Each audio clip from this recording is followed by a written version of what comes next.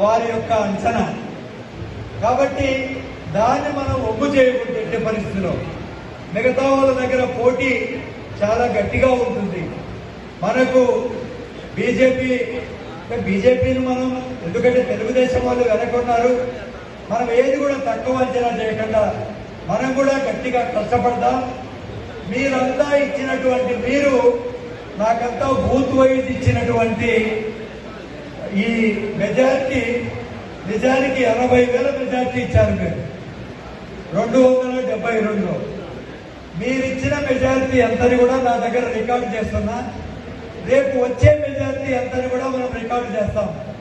ప్రతి బూత్ కూడా మీలో ఎంతమంది రియల్గా పనిచేశారు, కేవలం పేపర్ వరకే ఇచ్చినారా, పనిచేయడానికి ఇచ్చినారా, అంత సాధిస్తారా అనేటువంటిది మళ్ళా మనం మన గౌరవ ముఖ్యమంత్రి గారు జగనన్నకు ఖచ్చితంగా అందజేస్తాం. మీకు ఏ పదవులు కావాలన్నా, జగనన్న యొక్క ఆశీస్సులు కావాలన్నా, పార్టీలో ఎదగాలన్నా మనం ఖచ్చితంగా పనిచేయాలి. పనిచేయకుండా ఏదో మాటల వరకు పరిమితమైతే ఖచ్చితంగా మీరు ఇబ్బంది పడతారు.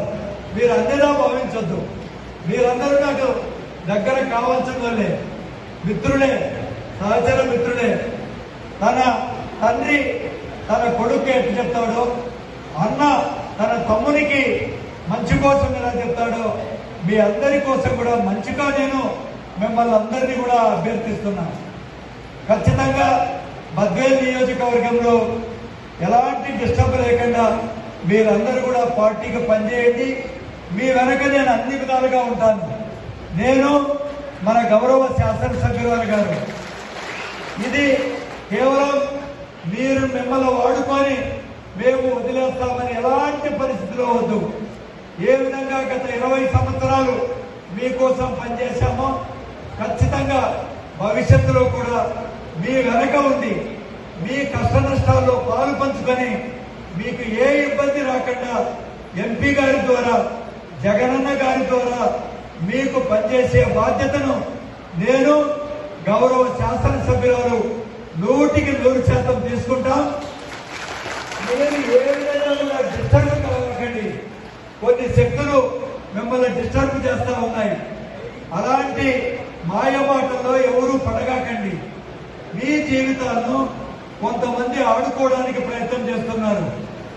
ప్రతిపక్ష నాయకులు కానీ, మన పార్టీలో ఉండే కొన్ని శక్తులు కానీ దయ ఉంచి వారి క్యాప్లో దయ ఉంచి పడగాకండి. ఖచ్చితంగా మనం గెలవబోతున్నాం. మీకు గౌరవ శాసనసభ్యురాలు అన్ని విధాలుగా అండదండగా ఉంటారు. నేను ఉంటాను.